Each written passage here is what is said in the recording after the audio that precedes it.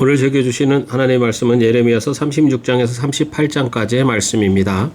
36장. 요시야의 아들 여호야김이 유다 왕이 된 지 4년째 되는 해에 주님께서 예레미야에게 말씀하셨다.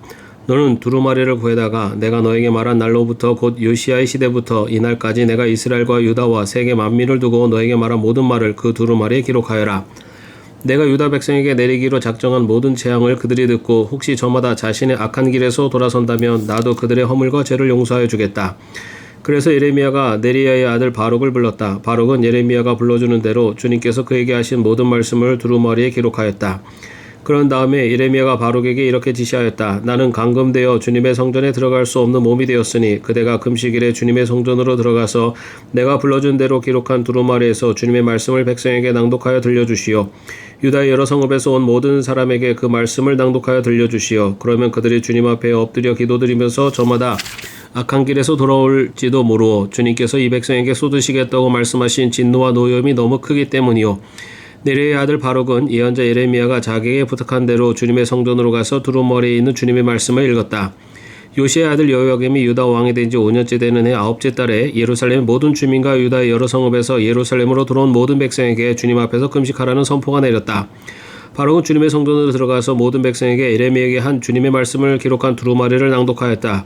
그가 낭독한 곳은 서기관 사반의 아들 그마랴의 방이었고 그 방은 주님의 성전 세 대문 어귀의 윗뜰에 있었다. 그때 사반의 손자 그마랴의 아들인 마가야가 두루마리에 있는 하나님의 말씀을 다 듣고 왕궁에 있는 서기관의 방으로 들어갔다. 마침 그곳에는 모든 고관이 모여 있었다. 그 서기관 엘리사마와 스마의 아들 들라야와 악볼의 아들 엘라단과 사반의 아들 그마랴와 하나나의 아들 스기드기야 등 모든 고관이 앉아 있었다. 미가야는 바룩이 백성에게 책을 낭독하여 들려줄 때에 들은 모든 말을 그들에게 전달하였다. 모든 고관은 구시의 증손이요 셀레메아의 손자여 느다냐의 아들인 여우디를 바룩으로 보내어 바룩이 백성에게 낭독하여 들려준 그 두루마리를 가지고 오게 하였다. 네리야의 아들 바룩이 그 두루마리를 가지고 그들에게 가니 그 고관들이 바룩에게 말하였다. 그대는 앉아서 우리에게 그 두루마리를 낭독하여 들려주시오. 바룩이 그들에게 낭독하여 들려주니 그들은 그 말씀을 다 듣고 나서 놀라 서로 쳐다보며 바룩에게 말하였다. 우리가 이 말씀을 모두 임금님께 꼭 아뢰어야 하겠소. 그들은 바룩에게 그가 어떻게 그러한 말씀을 모두 기록하였는지 자기들에게 알려달라고 말하였다. 바룩이 그들에게 대답하였다. 예레미야 예언자께서 저에게 이 말씀을 모두 불러주셨고 저는 그것을 받아서 먹으로 이 두루마리에 받아 썼습니다. 고관들이 바룩에게 부탁하였다. 그대는 가서 예레미야와 함께 숨으시오. 그대들이 어디에 있는지 아무도 모르게 숨으시오. 그리고 고관들은 그 두루마리를 서기관 엘리사마의 방에 보관하여 두고 왕궁의 뜰로 들어가서 왕에게 이르러 그 말을 모두 왕에게 전하였다. 전하는 말을 들은 왕은 여후디를 보내어 그 두루마리를 가져오게 하였다. 여후디가 서기관 엘리사마의 방에서 그 두루마리를 가져다가 왕과 왕의 곁에 서 있는 모든 공관들 앞에서 낭독하여 들려주었다. 그때는 9째 달이어서 왕의 겨울 별관에 머물렀으며 왕 앞에는 불피운 난로가 놓여 있었다. 그런데 여후디가 그 두루마리에서 넉한을 읽어 내려갈 때마다 왕은 읽은 부분을 서기관의 칼로 잘라내어서 난로에 던져 넣었다. 이렇게 왕은 온 두루마리를 다 난로에 불에 태웠다. 그런데 왕과 그의 신하들 모두가 이 말씀을 다 듣고 나서도 두려워하거나 슬퍼하면서 자기들의 옷을 찢지 않았다. 엘라단과 들라야와 그마랴가 왕에게 그 두루마리를 태우지 말도록 간청까지 했었으나 왕은 그들의 말을 듣지 않았다.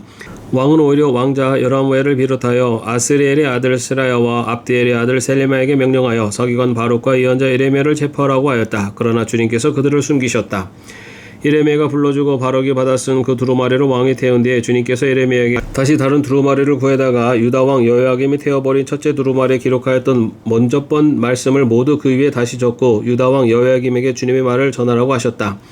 나 주가 말한다. 너는 예레미야에게 왜 두루마리에다가 바빌로니아 왕이 틀림없이 와서 이 땅을 멸망시키고 사람과 짐승을 이 땅에서 멸절시킬 것이라고 기록하였느냐 하고 묻고는 그 두루마리를 태워버렸다. 그러므로 유다 왕 여호야김을 두고서 나 주가 말한다. 그의 자손 가운데는 다윗의 왕좌에 앉을 사람이 없을 것이요 그의 시체는 무더운 낮에도 추운 밤에도 바깥에 버려져 뒹굴 것이다. 나는 이렇게 여호야김과 그의 자손에게만이 아니라 그의 신하들에게도 그들이 저지른 죄를 벌하겠다. 그들뿐만 아니라 예루살렘 주민과 유다 사람에게 내가 경고하였으나 그들이 믿지 않았으므로 내가 모든 재앙을 그들에게 내리겠다.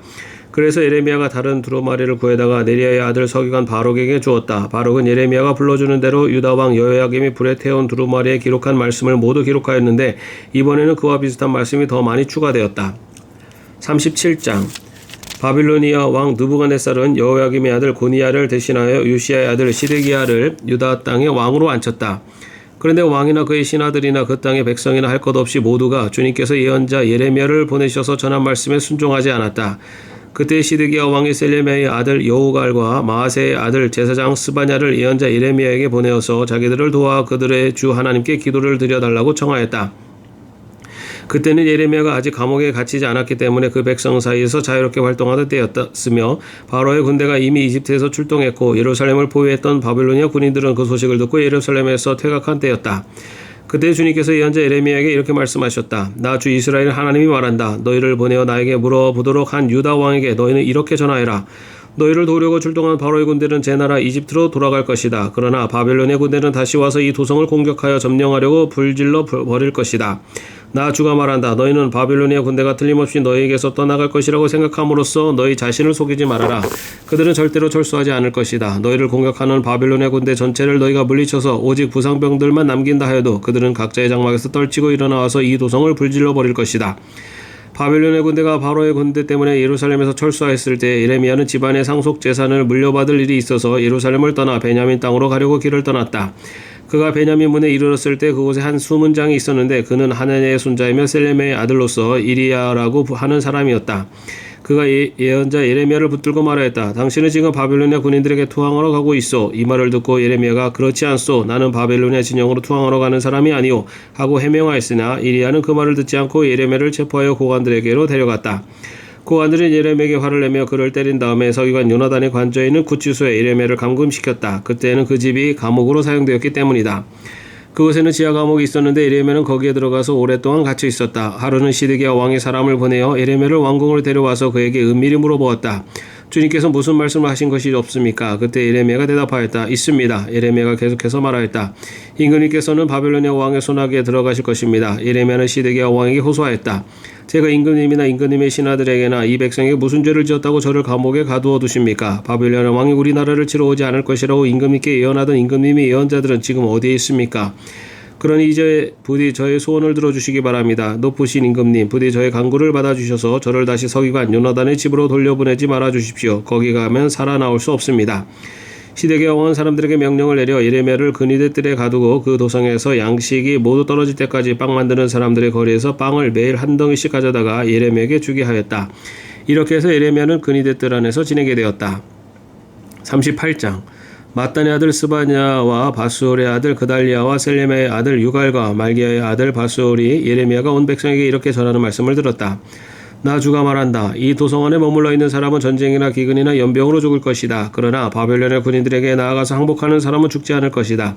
적어도 자기의 목숨만은 건질 것이며 계속 살아남게 될 것이다. 나 주가 말한다. 이 도성은 반드시 바벨로니아 왕의 군대에게 넘어간다. 그들이 이 도성을 점령한다. 대신들이 왕에게 말하였다. 이 사람은 마땅히 사형에 처해야 할 겁니다. 그가 이런 말을 해서 아직도 이 도성에 남아있는 군인들의 사기와 온 백성의 사기를 떨어뜨리고 있습니다. 이 사람은 참으로 이 백성의 평안을 구하지 않고 오히려 재앙을 재촉하고 있습니다. 시드기야 왕이 대답하였다. 그가 여기에 있어 죽이든 살리든 그대들 뜻대로 하시오. 나에게 무슨 힘이 있다고 그대들에게 반대하겠소. 그래도 그 고관들이 예레미야를 붙잡아서 왕자 말기야의 집에 있는 물웅덩이에 집어넣었다. 그 웅덩이는 근위대 뜰 안에 있었으며 사람들은 예레미야를 밧줄에 매달아 웅덩이 속으로 내려보냈는데 그 물웅덩이 속에는 물은 없고 진흙만 있어서 예레미야는 진흙 속에 빠져 있었다. 왕궁에 에디오피아 사람으로 에벤멜렉이라고 하는 한 환관이 있었는데 그는 사람들이 예레미야를 물웅덩이에 집어넣었다는 소식을 들었다. 그때 왕은 베냐민 문 안에 머물러 있었다. 에벤멜렉은 왕궁에서 바깥으로 나와 왕에게 가서 이렇게 아뢰었다. 높으신 임금님, 저 사람들이 예언자 예레미야에게 한 일들은 모두 악한 것일 뿐입니다. 그들이 예레미야를 물웅덩이 속에 집어넣었으니 그가 그 속에서 굶어 죽을 것입니다. 이래서야 되겠습니까? 성 안에는 더 이상 먹을 것이 없습니다.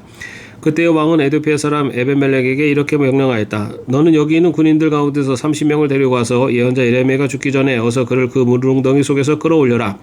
에벤멜렉이 그 사람들을 데리고 왕궁의 의복 창고로 들어가서 헤어지고 찢어진 옷 조각들을 거기에서 꺼내다가 밧줄에 매달아서 물웅덩이 속에 있는 예레미야에게 내려주었다. 에디오피아 사람 에벤멜렉이 예레미야에게 말하였다. 헤어지고 찢어진 옷 조각들을 양쪽 겨드랑이 밑에 대고 밧줄에 매달리십시오. 예레미야가 그대로 하였다. 사람들이 밧줄을 끌어당겨서 예레미야를 물웅덩이 속에서 끌어올렸다. 이렇게 해서 예레미야는 근위대 뜰 안에서 지내게 되었다. 시드기야 왕은 사람을 보내어서 예언자 예레미야를 주님의 성전 셋째 문 어귀로 데려왔다. 그리고 왕은 예레미야에게 말하였다. 내가 그대에게 한 가지를 묻겠으니 아무것도 나에게 숨기지 마시오. 그러자 예레미야가 시드기야에게 대답하였다. 제가 만일 숨김 없이 말씀드린다면 임금님께서는 저를 죽이실 것입니다. 또 제가 임금님께 말씀을 드려도 임금님께서는 저의 말을 들어주시지 않을 것입니다. 시드기야 왕은 예레미야에게 이렇게 은밀히 맹세하였다. 우리에게 목숨을 주신 주님의 살아계심을 두고 맹세하오. 나는 그대를 죽이지도 않고 그대의 목숨을 노리는 저 사람들의 손에 넘겨주지도 않겠소. 그러자 예레미야가 시드기야에게 말하였다. 주 만군의 하나님 이스라엘 하나님께서 임금님에게 이렇게 말씀하십니다. 너는 바벨로니아 왕의 고관들에게 항복하여야 한다. 그러면 너는 너의 목숨을 구하고 이 도성은 불에 타지 않을 것이다. 그리고 너와 너의 집안이 모두 살아남게 될 것이다. 그러나 내가 바벨로니아 왕의 고관들에게 항복하지 않으면 이 도성이 바벨로니아 군대의 손아귀에 들어가고 그들은 이 도성에 불을 지를 것이고 너는 그들의 손에서 벗어날 수가 없을 것이다. 그런데도 시드기야 왕은 예레미야에게 이렇게 대답하였다. 나는 바벨로니아 군대에게 투항한 유다 사람들이 두렵소. 바벨로니아 군대가 나를 그들의 손에 넘겨주면 그들이 나를 학대할지도 모르지 않소. 예레미야가 말하였다. 그들의 손에 넘어가지 않을 것입니다. 부디 제가 임금님께 전하여드린 주님의 말씀에 순종하십시오. 그래야 임금님께서 형통하시고 임금님의 목숨도 구하실 수 있을 것입니다. 그러나 임금님께서 항복하기를 거부하시면 주님께서 저에게 보여주신 일들이 그대로 일어날 것입니다. 보십시오. 유다의 왕국에 남아있는 여인들이 모두 바벨로니아 왕의 고관들에게로 끌려가면서 이렇게 탄식할 것입니다. 믿던 도끼에 발찍혔다. 친구들이 너를 속이고 멋대로 하다가 내가 진창에 빠지니 너를 버리고 떠났다. 임금님의 모든 아내와 자녀들도 바벨로니아 군대에 끌려갈 것이고 임금님께서도 그들의 손에서 벗어나지 못하고 바벨로니아 왕의 손에 붙잡힐 것입니다. 그리고 이 도성도 불에 타버릴 것입니다. 그런데도 시드기야는 예레미야에게 이렇게 말하는 것이었다. 이런 이야기를 아무에게도 발설하지 마시오. 그렇지 않으면 그대는 목숨을 부지하지 못할 것이오. 나하고 이야기했다는 것을 고관들이 알면 그대들이 그대에게 와서 나하고 무슨 말을 했으며 또 내가 무슨 말을 하였는지 자기들에게 사실대로 말하라고 할 것이요. 그들이 그대를 죽이지 않겠다고 하면서 아무것도 숨기지 말고 말하라고 할 것이요. 그러면 그대는 그대가 요나단의 집으로 돌아가면 죽게 될 터이니 그곳으로 돌려보내지 말아달라고 임금님에게 간청하였다고만 대답하시오. 과연 고관들이 모두 예레미야에게 와서 물어보았다. 그때 예레미야는 왕이 자기에게 명령한 그 말대로만 그들에게 대답하였다. 그 이야기의 내용은 전혀 탄로나지 않았고 대신들은 예레미야에게 더 이상 할 말이 없었다. 이렇게 해서 예레미야는 예루살렘이 함락되는 날까지 근위대 뜰 안에 머물러 있게 되었다. 아멘. 오늘도 평안한 하루 되시기를 바랍니다.